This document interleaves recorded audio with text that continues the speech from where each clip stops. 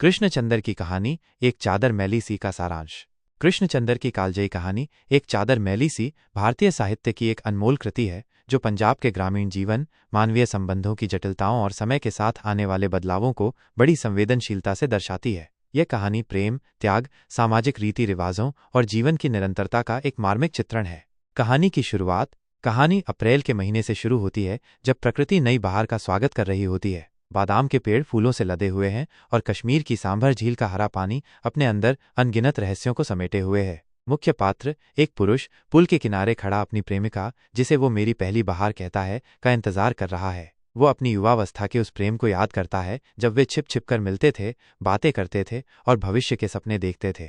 वो बताता है कि उसकी प्रेमिका कैसे देर से आती है, अपनी माँ और दोस्तों से छिपकर उसके लिए सूखे खुबानी, भुट्टे और जरवालो, एक तरह का जंगली फल लाती है। वे दोनों एक साथ नाव में बैठकर झील में सैर करते हैं, बातें करते हैं और एक दूसरे के प्यार में खो जाते हैं। वे साथ में लाए गए सूखे मेवे और भुट्टे खाते हैं और उन पिछली बहारों को याद करते हैं जब वे एक दूसरे से मिले नहीं थे, लेकिन प्रकृति अपनी सुंदरता से भरपूर थी। उनके बीच का प्रेम इतना पवित्र और गहरा होता है कि वे रात भर साथ रहते हैं और तय करते हैं कि वो अब घर नहीं जाएगी, बल्कि उसके साथ ही रहेगी। वे दुनिया की परवाह किए बिना 5-6 दिनों तक जंगलों और नदी नालों के किनारे घूमते रहते हैं।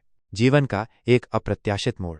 इसके बाद वे झील के किनारे एक छोटा सा घर खरीद लेते हैं और साथ रहने लगते हैं। लगभग 1 महीने बाद नायक श्रीनगर जाता है और अपनी प्रेमिका से तीसरे दिन लौटने का वादा करता है। जब वो लौटता है तो पाता है कि उसकी प्रेमिका एक नौजवान के साथ घुल मिलकर बातें कर रही है। वे दोनों एक ही थाली में खाना खा रहे हैं और एक दूसरे को निवाला खिलाते हुए हंस रहे हैं। यह दृश्य देखकर नायक को लगता है कि यह उसकी प्रेमिका का पिछली बहार का कोई प्रेमी होगा, जिससे वो पहले मिलता रहा होगा जब नायक उसकी जिंदगी में नहीं था। इस विचार से वो टूट जाता है और बिना उनसे मिले ही वापस चला जाता है। वो अपनी पहली प्रेमिका से फिर कभी नहीं मिलता और ये विश्वास कर लेता है कि उसका प्रेम एक फाहिशा औरत की तरह बेकाबू हो गया है।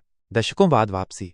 48 साल बाद नायक अपनी पत्नी के निधन के बाद अपने बेटों, बहुओं और पोते पोतियों के साथ सांभर झील के किनारे लौटता है। अप्रैल का वही महीना है और वो पुल पर खड़ा होकर बादाम के पेड़ों और उस पगडंडी को देखता है जहां से उसकी प्रेमिका कभी दौड़ती हुई आती थी। वो पुरानी यादों में खोया हुआ है, लेकिन अब वहां सिर्फ हवा में लहराते सफेद फूल और बस्ती से आती हुई जीवन की सामान्य आवाजें सुनाई देती हैं। कोई परिचित आवाज सुनाई नहीं देती।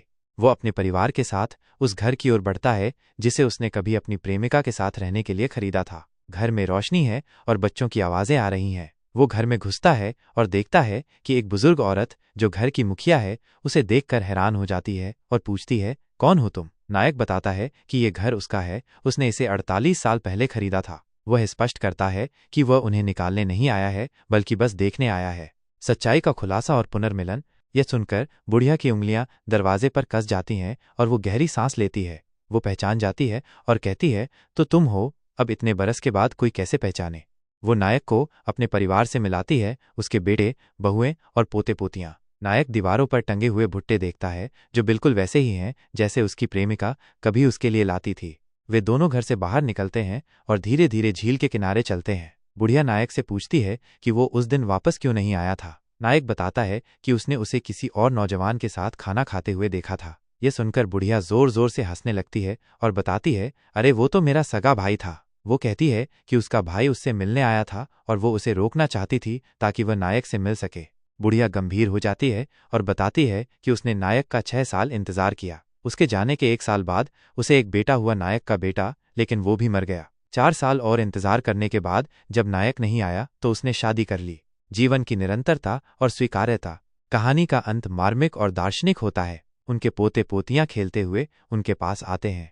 बुढ़िया नायक की पोती को उठाती है और नायक उसके पोते को। वे एक दूसरे को चूमते हैं और खुशी से एक दूसरे को देखते हैं। बुढ़िया की आंखों में चांद चमकता है और कहता है, इंसान मर जाते हैं लेकिन जिंदगी नहीं मरती। बहार खत्म हो जाती है लेकिन फिर दूसरी बहार आ जाती है। छोटी छोटी मोहब्बतें भी खत्म हो जाती हैं, लेकिन जिंदगी की बड़ी और अजीम सच्ची मोहब्बत हमेशा कायम रहती है। बच्चे फिर खेलने के लिए दौड़ते हैं और खुबानी के पेड़ के पास जाते हैं जहां कभी कश्ती बंधी थी। नायक पूछता है, ये वही दरख्त है? और बुढ़िया मुस्कुराकर कहती है, नहीं, ये दूसरा दरख्त है। यह कहानी हमें सिखाती है कि जीवन आगे बढ़ता रहता है, भले ही हम अतीत की यादों में खोए रहें। प्रेम और संबंध विभिन्न रूपों में विकसित होते हैं और सबसे महत्वपूर्ण बात यह है कि जीवन की यात्रा को उसकी सभी जटिलताओं के साथ स्वीकार किया जाए। क्या आप इस कहानी के किसी विशेष पहलू पर और चर्चा करना चाहेंगे?